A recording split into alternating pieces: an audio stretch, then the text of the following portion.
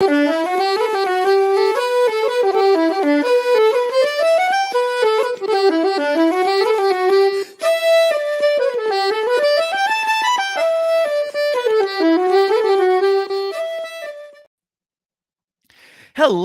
and welcome to another Wednesday edition of the Reignmakers Fantasy Golf Show presented by DraftKings Reignmakers. It's Wednesday. We're a day away from the Memorial Tournament.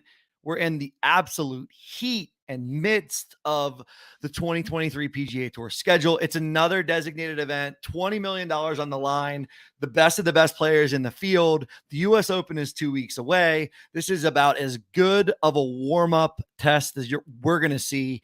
There's so much to talk about. So many guys at the top of the board that all grade out really, really well. Scotty Scheffler, John Rahm, the third leg to the date, Patrick Cantlay, even Xander Schauffele, Rory, Victor Hovland, all playing really, really strong golf.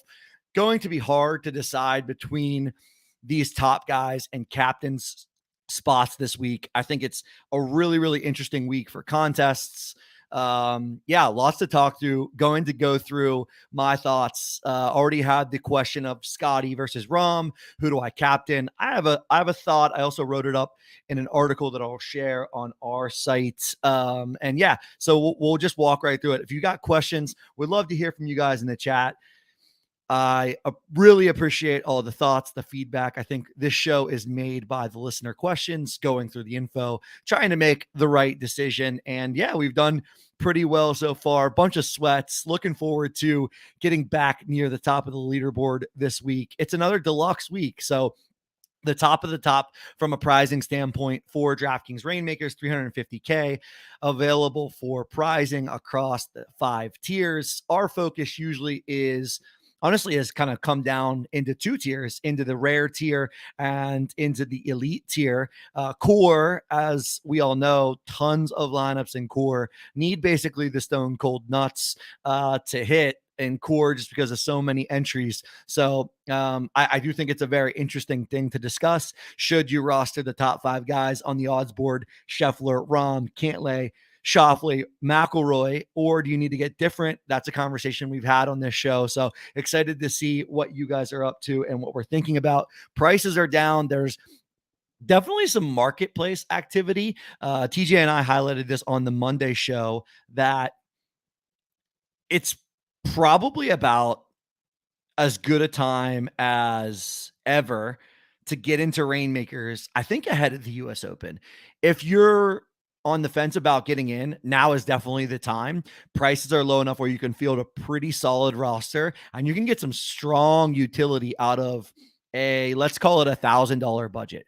You can get some really strong utility for that money across the rest of the PGA Tour season with a solid chance to recoup your investment. So I think, and if you have less money than that, I think the rare tier, even better. You can spend probably $500, I'd say, and draft up a really, really strong team that you could play in these guaranteed contests week in and week out, get a ton of sweat equity out of your money.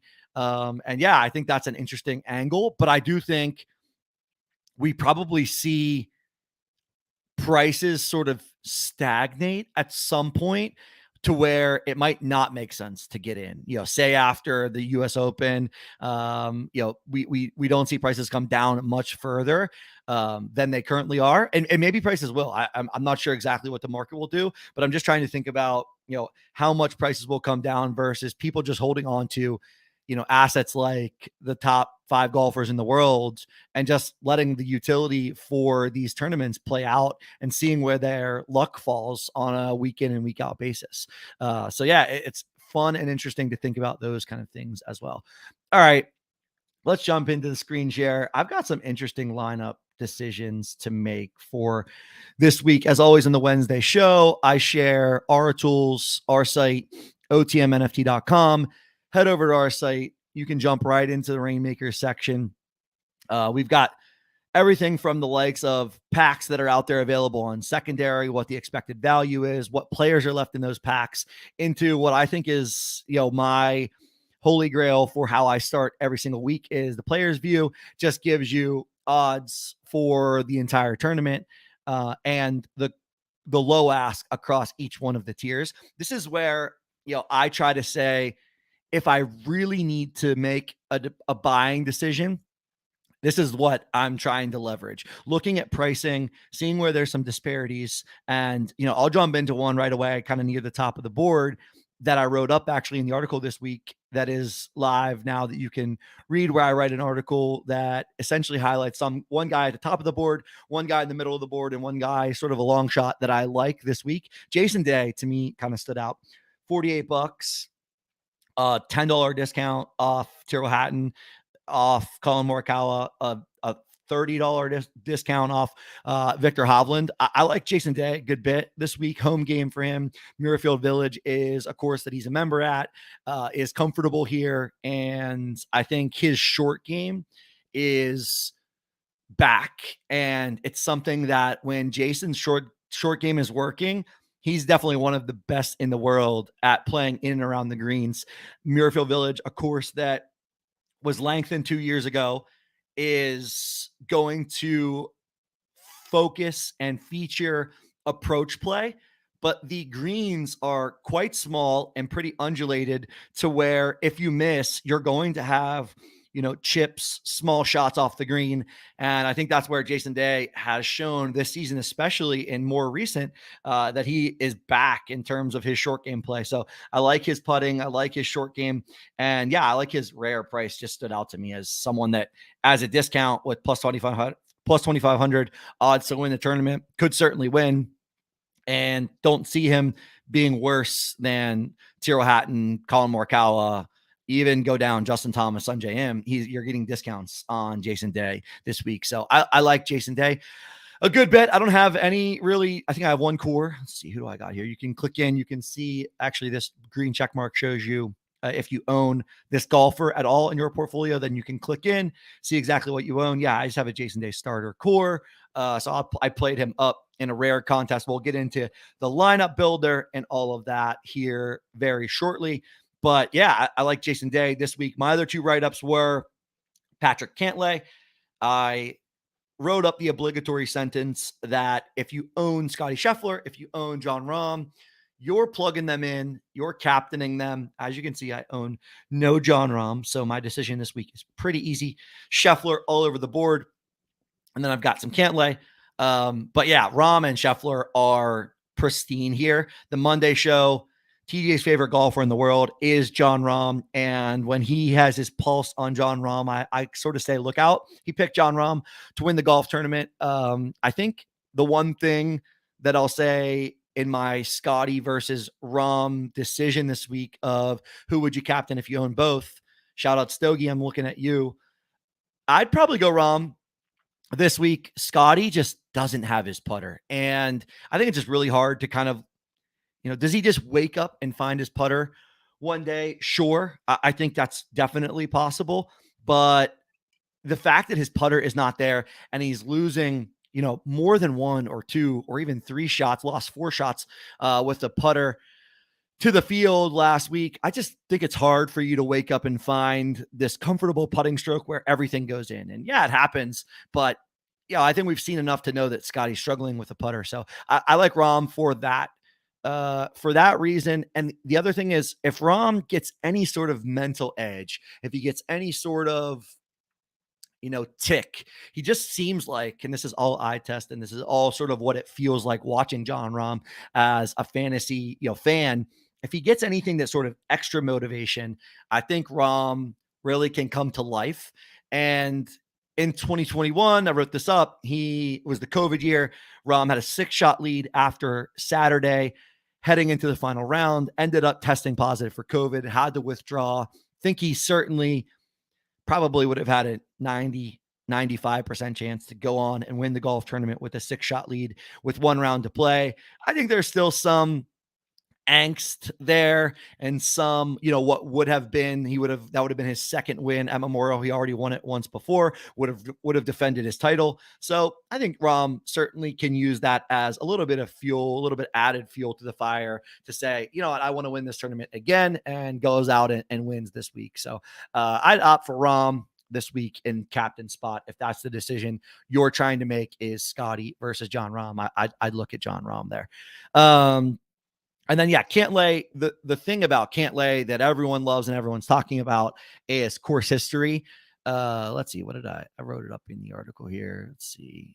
His course history is T3 last year, first the year before. Again, this first, a little bit of an asterisk because that was the year Rahm had to withdraw.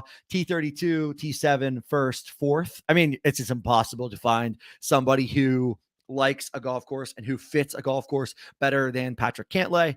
And he also ranks first in par five scoring. You're going to need to score the par fives on this course if you're going to play well. Second in total driving. I think the big thing about driving the golf ball at this course is if you find the fairway, you're going to be in good shape. You don't need to be the longest hitter, but if you find the fairway, you're playing into these greens with, short and mid irons from the middle of the fairway. You're going to be in much better condition than trying to hack it out of this potentially, really, really thick rough. They like to typically grow this rough up and make this, a bit of a penal rough, sort of like the US Open does. So I fully expect Cantlay to be playing from the fairway, to be scoring the par fives. And Jack Nicklaus is known to set up courses for faders of the golf ball. John Rahm and Cantlay just remind me of two of the best and most natural faders of the golf ball. So I think, it just fits his swing, his eye very naturally. So I like Cantlay a ton at the top of the board. And then, we'll get right into my, my long shot here. I like Denny McCarthy. Anytime you get a guy who can putt and who seemingly putts very, very consistently, Denny McCarthy, one of the best putters on the PGA Tour, who has a little bit of course history, finished fifth here last year. I like Denny and his recent form, kind of coming back from earlier in the season where Pebble Beach he shot a really low round on Sunday, can really go low when he needs to. I like Denny as someone in the long shot category to roll in some putts this week, lean on some solid history over the course of the last year, and kind of steam up that board, make the cut. Someone who can definitely has the pedigree to move up the board. And if you roll in putts, a lot will be forgiven when you can putt really, really well. And McCarthy has proven it week in, week out on the PGA Tour that he's one of the best putters. It's bent grass greens, so it's one of his favorite surfaces, one of his best surfaces. So I really like McCarthy this week in the long shot category. I think when you get past this 10,000 plus 10,000 odds, it gets pretty thin pretty quickly. And I have a couple of decisions in my lineups this week where I'm at a point with my Reignmakers sort of experience that I don't want to be adding guys week in and week out. I want to sort of leverage the portfolio that I have unless I see something I really like, and that it really makes sense for the position that I'm in. I think I take a look at my collection, have plenty of cards, have 115 cards, have plenty of rare and elite cards, 45 rare, 15 elites, which you can see here all in your collection view on our site. Again, otmnft.com.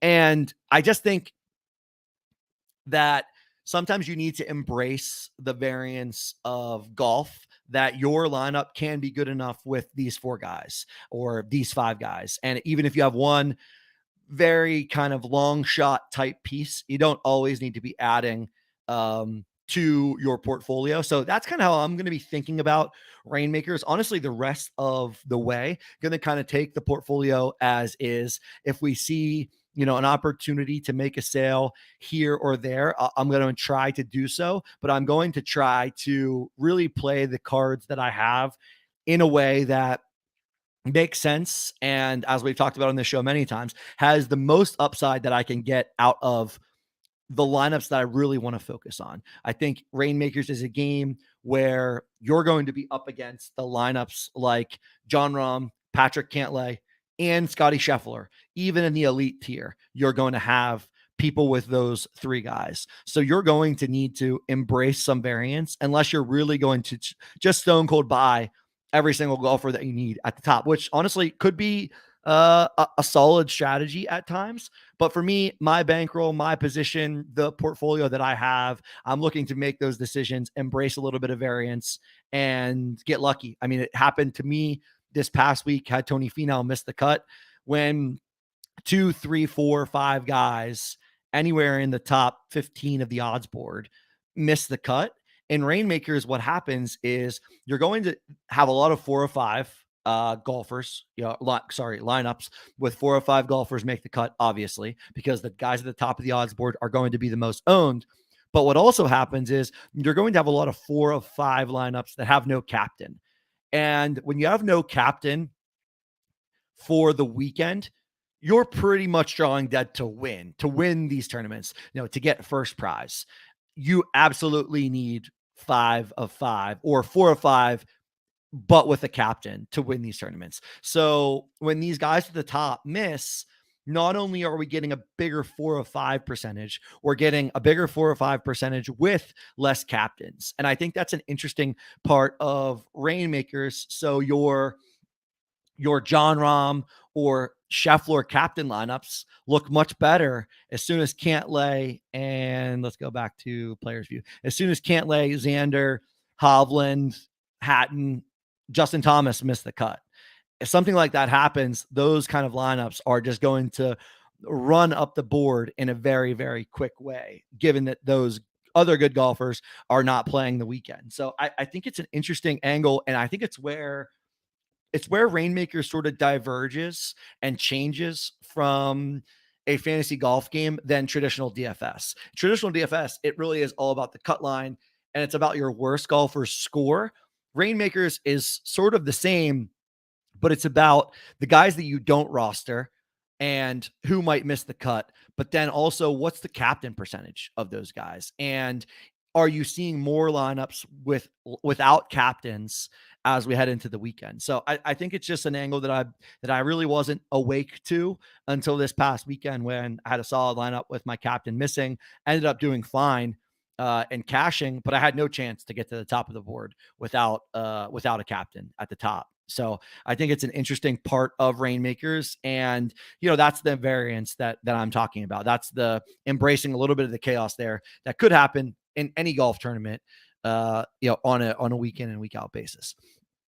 So let's get into a couple of my lineup decisions. So we went through pretty much all the tools. The market page will give you every card in Reignmakers, their 4-hour, 24-hour, 7-day price movement percentage, and then also a 24-hour volume. So I like to use this page, just do rare and elite and take a look at volume. So Benny on 11 buys at the approach rare in the last 24 hours. Dylan Fratelli up there, Chesson Hadley. And then I like to use price as well. I like to use this 24-hour price.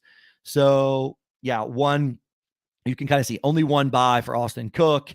And therefore, people are continuing to lower that price because there isn't liquidity. 0 buys for these other guys where their prices continue to come down, but no one is buying.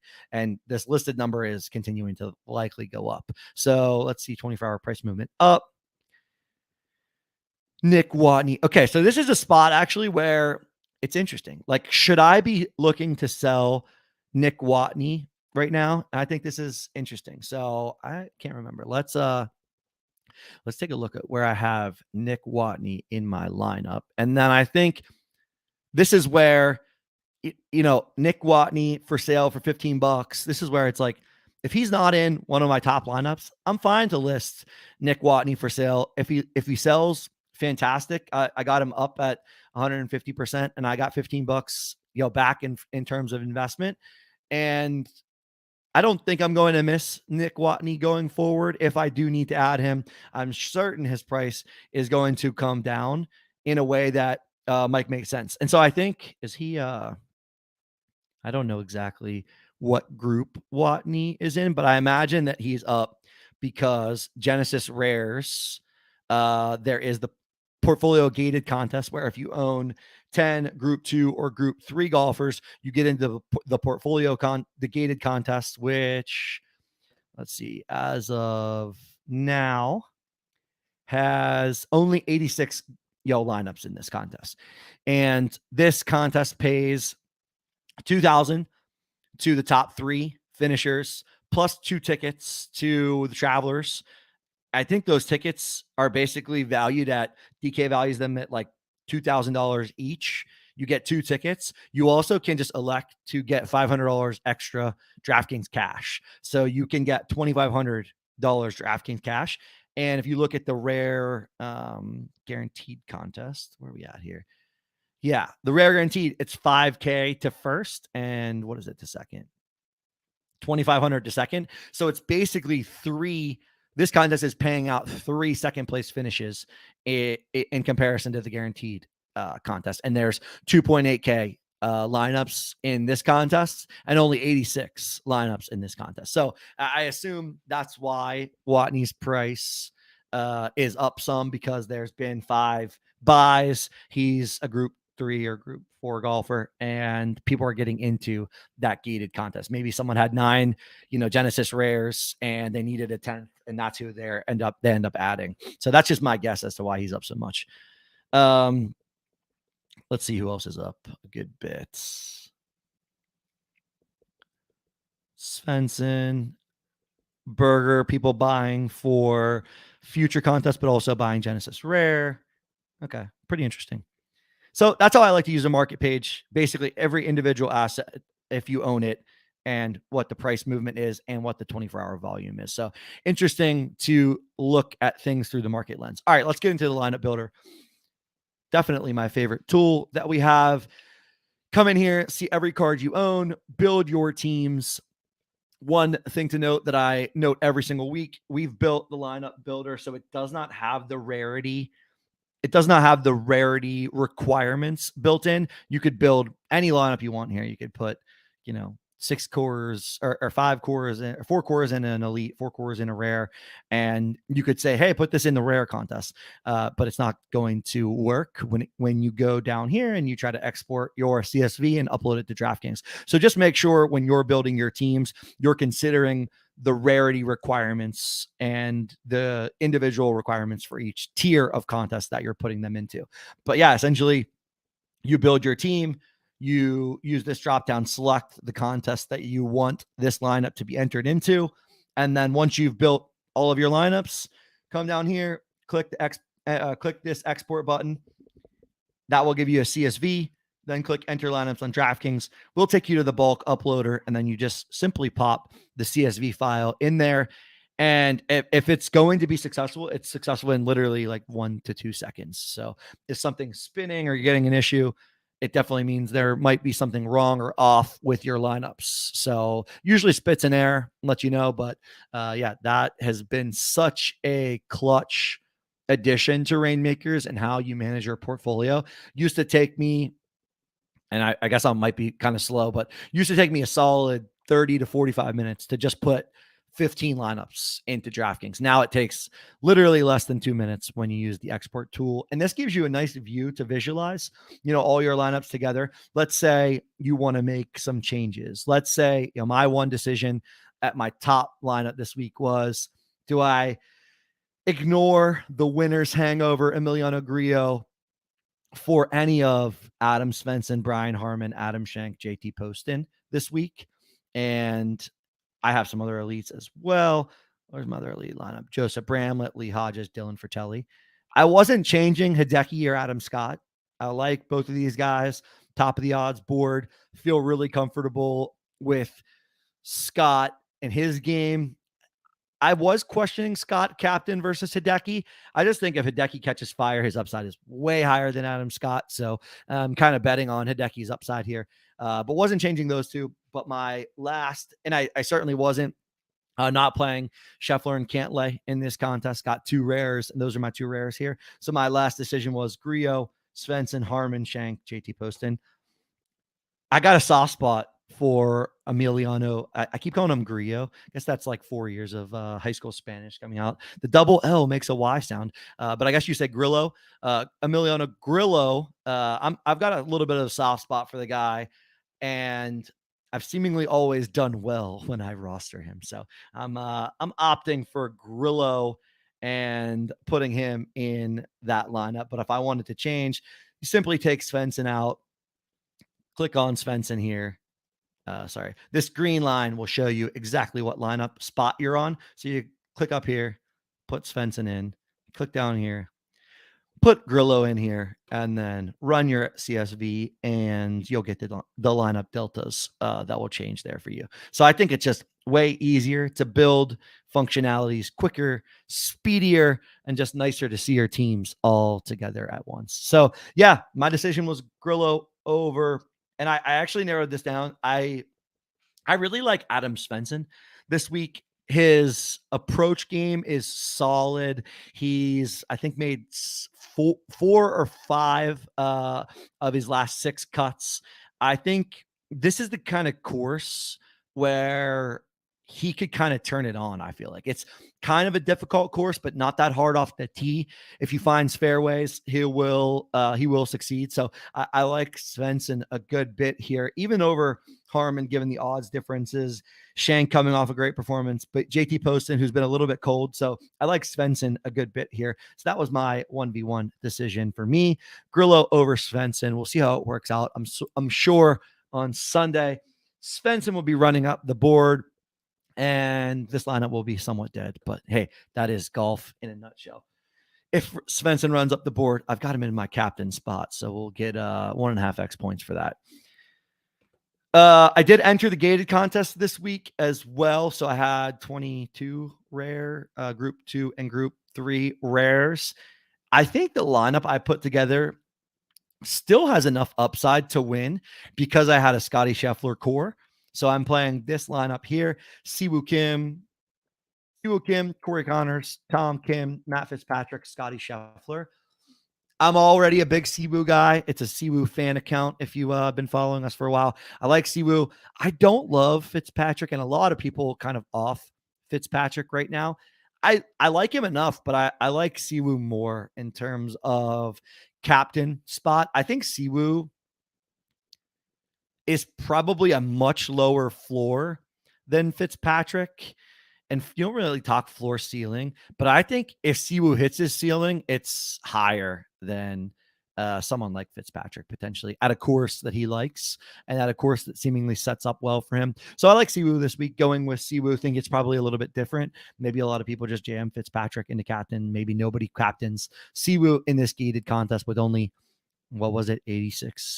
88 entries in it now. Maybe no one plays Siwoo. He wins the tournament. Definitely has winning upside, in my opinion. So, yeah, I'm going with Siwoo. Connors and Tom Kim just hit irons so well. Great for the approach course. Scotty, lock him in there. I was pretty shocked to see the last time I played Scotty in a gated contest, he was like 32% owned or something like that, I believe.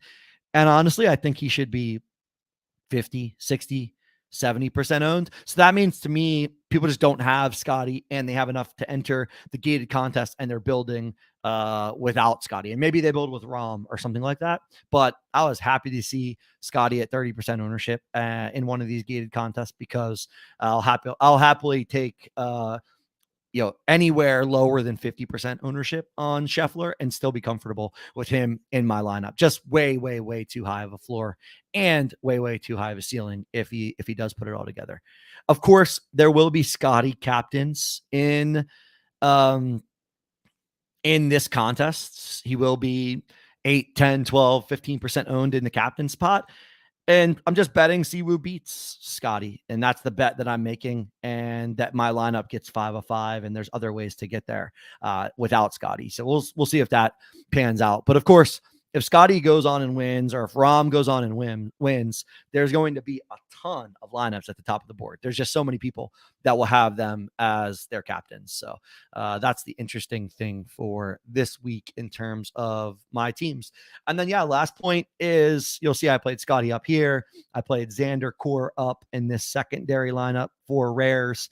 I played Victor Hovland up, Tyrrell Hatton up, Jason Day up. I'm playing all of my cores up into rare contests. Just makes the most sense to me to play them up versus trying to play them together. And I'm still playing some pretty solid core teams. I think this is my best core team Yeah, this is my best core team up here. Fitzpatrick, Kuchar, Connors, Cam Young, Emiliano Grillo could certainly win a core contest, in my opinion. Plenty of upside there. Will be high ownership, but there will be high ownership on just about every golfer in the top 15 of the odds board in the core contest. It's about hitting 3, 4 of 5 in the top 10. That's how you win in the core contest, or get yourself a really fun Sunday sweat, which to me is kind of all you're looking to do in a core contest. Get 3, 4 of your lineups with 5 of 5 through, and hope 3 or 4 of your guys kind of just go off on the weekend and you have a chance to run up the board. All right, let's get to your questions. You guys make the show, but I talked a while, roughly 30 minutes so far. So, first question, shout out Stogie, man. Guy just has an elite portfolio, starting to put it together, and this could be a really nice week for the old Rahm v. Scheffler decision. I talked about it at the beginning of the show. I'm leaning Rahm. I think you can't go wrong either way. Flip a coin was a suggestion in our Discord, which I think is a fairly good indication. But yeah, I'm going Rahm. TJ likes Rahm. Rahm's got a little bit of an edge. Scotty's putter's not there. Enough for me to say I'm giving Rahm the captain nod this week. All right. What are some of the other questions we had? What do you think about Sahith Theegala? I like Theegala a good bit. Shout out Rick Run Good. I use Rick's database on all things golf info. So let's go check out Theegala. He has a good history here, I think. Yeah. T5 last year, T32 the year before that. So for a rookie, that's pretty good. And his recent form is also quite solid. 40th at the champion. When's the last time he missed a cut? Hasn't missed a cut since October. So, I mean, his form is as good as ever. Theegala has this like crazy. I don't really want to call it luck, because when you do it so many times, it's hard to call it luck. But his ability to make chips or roll long putts in is sort of uncanny. He just makes these very unconventional shots, and he seemingly does it in some sort of like common way. Whether he's on a heater, I'm not exactly sure, but it's hard to call it luck if he continues to do it, and he has a way of doing that. So, I like Theegala, like his current form. So if you're looking for someone who's going to be less owned in the captain spot, I think Theegala is that guy. What's his odds? Let's check his odds. Players. He was like plus 5,000, something like that, right? Did I pass him up? No. Oh, plus 5,500. Yeah. So $11 for core, $53 for rare, $225 for elite. I mean, I think he's kind of expensive. Is the if I was thinking about adding Theegala here, I just don't know that I'd spend this money at rare or elite, because I think there's better buys. I mean, I called out Shane Lowry on Monday's show. I think Shane Lowry has more experience than Theegala, and maybe his form isn't as good, but for $28 cheaper in rare and for $120 cheaper in elite, I just think that pricing disparity is crazy to trying to pay up for Sahith this week, in my opinion. If you've got him, love it for his form and his ability, but if you don't have him, I wouldn't be adding him this week. That's just my opinion. Okay, what else did we have?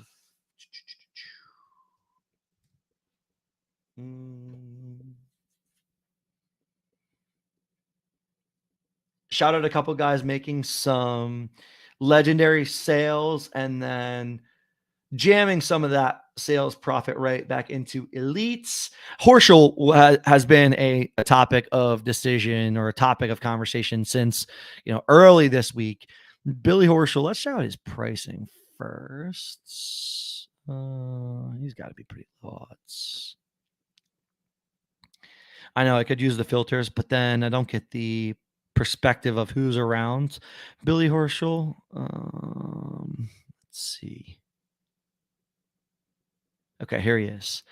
Billy Horschel, plus 18,000, 222 core, $11 rare, $49 elite, 35th player in the world golf rankings. We talked a little bit about this in our Discord. I think we'll want to try to get FedEx Cup rankings and look at FedEx Cup rankings a bit more indicative of current form. 35th in the world showcases a little bit more about long-term form, in my opinion. So I think FedEx Cup rankings a little bit more indicative. I think Horschel likes it here, but his game is sort of a mess. Let's check out what his stats look like. His game is a bit of a mess. Played pretty well at Charles Schwab T40, cut at the PGA Championship. 11th is Zurich, which is a team event, so it's hard to a little bit of discrediting there. Cut at the RBC. I think he also played with Burns. I believe he plays with Burns and at the Zurich, and Burns played really well. Has been playing really well. I like Burns a good bit. Cut at the RBC. Masters is a really small field. Finished 52 is not the best there. Cut at the players, cut at the Arnold Palmer. Yeah, I mean, his game is just back and forth all over the place. He's losing on approach pretty consistently, losing ball striking. He's actually gaining putting more often than I would have thought based on this wild stance that is how Billy Horschel's putting. But yeah, I just think it's impossible to rely on a stat profile like this. So if you've got him, I don't think it's a bad flyer, but I certainly wouldn't be adding him to my portfolio in order to essentially fill out any lineups. Somebody got a Scotty Elite for $600. Scotty Elite $600 must have been where are we at here? Oh, we're already on players view. Sorry, let me get this out of the way. 150 bucks off of the low ask. So yeah, there's definitely some people out there accepting offers. So that's an interesting angle. Get out there, put some offers in on cards that you might like. I believe D Verdict had sold one of his legendary cards, can't remember who, and then jammed it back into a Scotty Elite. That's a play you're gonna love the rest of the year. Gonna be awesome throughout the playoffs to have Scotty. Gonna be able to captain him. Just an awesome ad. So big congrats on $150 off the current low ask for Scotty. Oh, look, we have a Thigala or Scott this week. I'm leading Thigala, but it's a tough decision. Yeah, I think this is a tough decision. Both of those guys are good. I guess one question, D Verdict, is who are you playing over those two? Or do you is it like one of the lineup constraints where you have a couple of rares and you have to play, one of those guys, and maybe you got Scotty and somebody else now. But I think Thigala and Scott are both good this week. I mean, Adam Scott, I was talking about this on Monday, just gets zero love, man. The guy has done nothing but perform. 29th, 8th, 5th, 31st, 31st. I mean, yeah. His upside is the only issue, right? He doesn't really have winning upside. He's been making cuts and really not anywhere near the top of the board. I mean, T5 is pretty solid. T8, you're not mad about T5 and T8. But Thigala probably has a bit of more upside, I would think, than Adam Scott. Let's take a look at stats. Scores the par 5 pretty well, 19th in scoring on the par 5, 16th on the par 4s, hitting it pretty decent. What's he in the field? Approach and strokes gain approach to green, 142nd in the field. Definitely not the best there. Would want to be better there. He's been fine putting the ball though. Scrambling. Let's see what's Thigala's stats look like.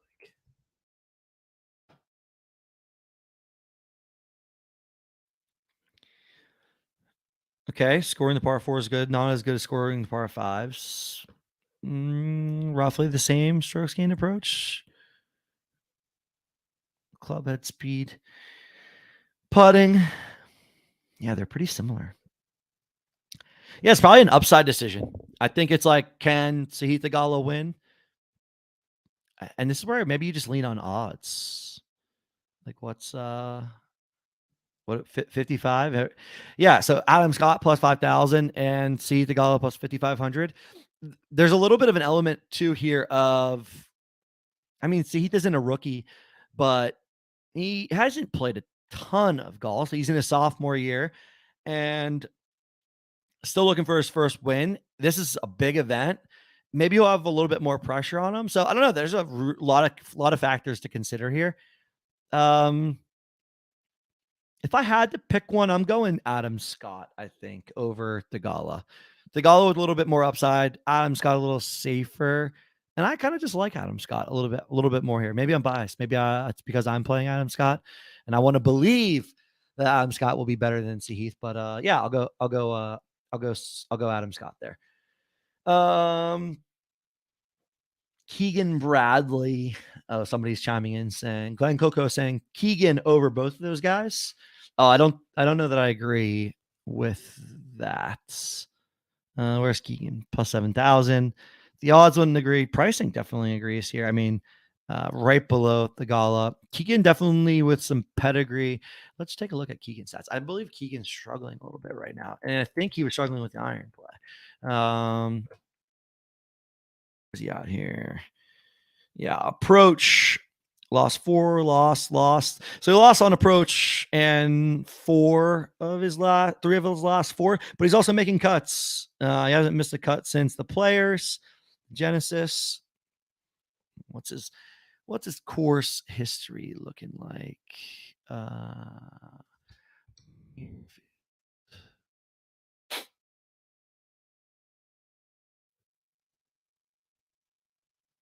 Couple of missed cuts in here. Otherwise, fairly solid. Yeah, he's probably pretty solid. I like Scott and Tagala both over Keegan this week. All right, what else did we have? Oh,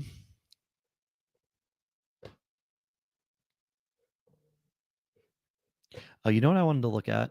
We're gonna do Blitz. We'll talk a little bit about golf pick'em. I wanted to look at FedEx Cup rankings right now.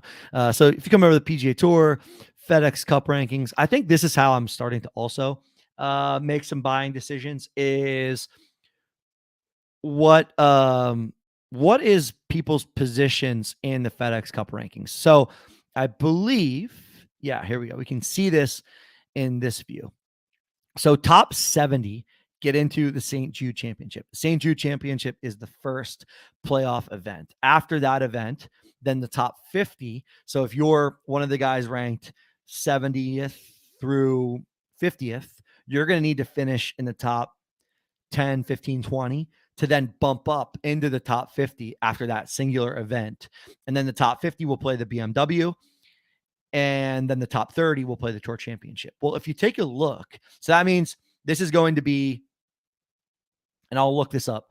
I'm actually not 100% sure if the FedEx is a cut-free event. I believe it is. I believe these 3 events are all no-cut events. Definitely the BMW Championship and the Tour Championship are. I believe the FedEx St. Jude is as well. I'll double check on that. But if you take a look at the schedule, right? If we look at the schedule, I mean, this is a 70 event, a 70 golfer event, a 50 golfer event, and a 30 golfer event with, I believe they're all deluxe prize pools. Yeah, $350K up for grabs. So you're going to be against the fewest lineups that you'll be against all season long for the Tour Championship, definitely. The BMW Championship, even smaller than any other small field out there. And the FedEx St. Jude, about as small as the Masters. I think it was, the Masters was 90-ish golfers, but 20 golfers or so essentially either won in Reignmakers or had no chance to win. So that was around 70 golfers. So going to look like the Masters for the FedEx. And I think that's the kind of buys that you want to be making, adding guys to your portfolio. They're going to play the playoffs. They're going to give you a nice sweat for each of those 3 events. So keep an eye on that. And they're not that far away. They're 2 months. A little more than 2 months away at this point. And yes, things will change. A win, really does move you up the leaderboard in terms of points. So where did Griot go? I think you can kind of see that, right? Events, points behind the lead. It's 550 points for a win. So before this past win, Griot had around 500 points. And 500 points would have put him in around 50th, and then he catapults up the board to where do you go? What is he at 15th or something like that? Yeah, 18th. So you move. Oh, here we go. Just use the use the table right there, Coop, and you'll be able to figure this all out. So before this, he was 57th. He moves all the way up to 18th. So he moved up 20 spots, but basically solidifies himself to get into the playoffs, I think, with that win. I don't think he'll drop below 70, and he'll need to stay above 50 to get into that second round. So you definitely want to be thinking about, and I'm realizing this is very small and you guys probably can't see a thing, but this is just the PGA Tour site. You want to be making additions that make sense to add utility for the rest of the year. These are the kind of additions that you want to make sure that you're at least giving yourself a chance to put lineups together that make sense for the playoffs. I think they're going to be some of the most fun Rainmakers contests just because there's not as many lineups. There just will be much less lineups. You have more opportunities to cash, and yeah, I'll run up the board when you get 5 of 5 and a couple of guys, or sorry, I guess if there are no cut events, you'll just be sweating it the entire weekend. So even better in terms of the sweat equity that those lineups will provide.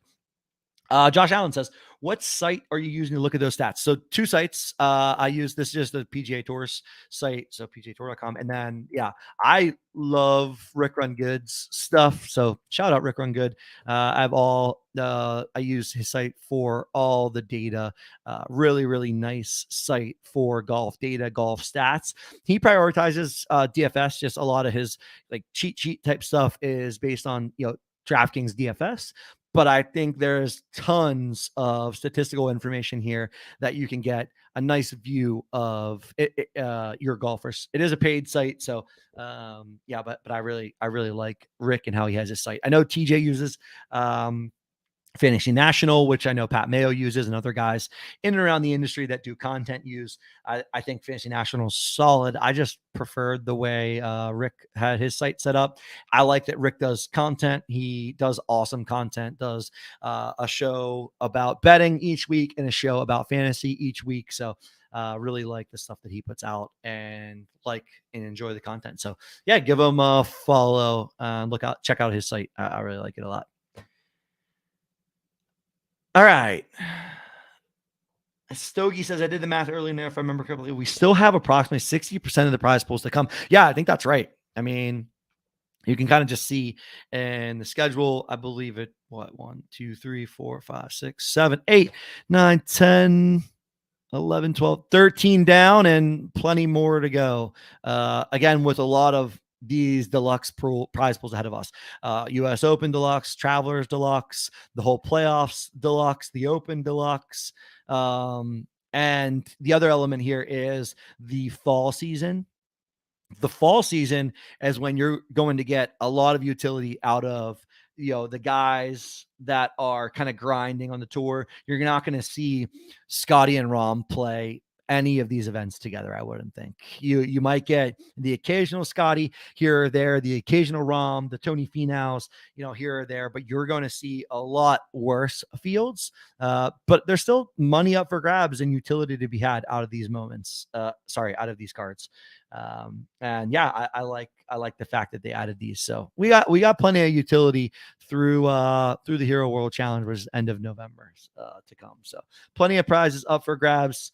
Lots of opportunity to earn back your investment. Or if you're like people over here in the Jolly Jokers Discord, keep padding to the lead, the green number that you have already accomplished with some solid wins. All right. I think I got through every question this week. Got through all the stuff that I wanted to get through. Appreciate you guys all for staying tuned in. Take a look at the article. You can find it on the homepage. Just head to the homepage. It's right here at the bottom, Memorial Picks. Let me know what you like. Let me know what you like to see. One thing I'm thinking about for next week and weeks going forward, might try to bring on some guests onto this show, build some lineups together, take a look at your account or your portfolios, see what you like, chat through kind of lineup decisions. So if you're interested in coming on the show, I'm going to pop over into the DraftKings Marketplace Discord and, offer that up. So if anyone's out there in our Discord who wants to jump on the show, wants to build some lineups together, would love to chat with you guys all directly. I think it could be a nice change up here. I think we're, 10 plus weeks into sort of the same style content schedule. So time to mix it up a little bit. Would be interested if you guys want anything different or if you're interested in any other angles for DraftKings Reignmakers. So gonna try to get some guests on and see what they're thinking, what their experience has been on Reignmakers, and go from there. But otherwise, I think that we'll do it for this week. And best of luck. I really think the Memorial is going to be a really fun golf tournament. Tons of great golfers in the field. Should be an awesome, awesome week and weekend of golf. Best of luck out there. I will catch you all on the leaderboard. If you got decisions before lock, hit me in the Discord. Would love to help. And until then, TJ and I will be back on Monday with the recap and preview show 2 weeks away from the US Open. And that is going to be theater and carnage in and of itself. So until then, hit me in the Discord, like the stream, appreciate all the questions, and I'll catch you guys on Monday. See you later.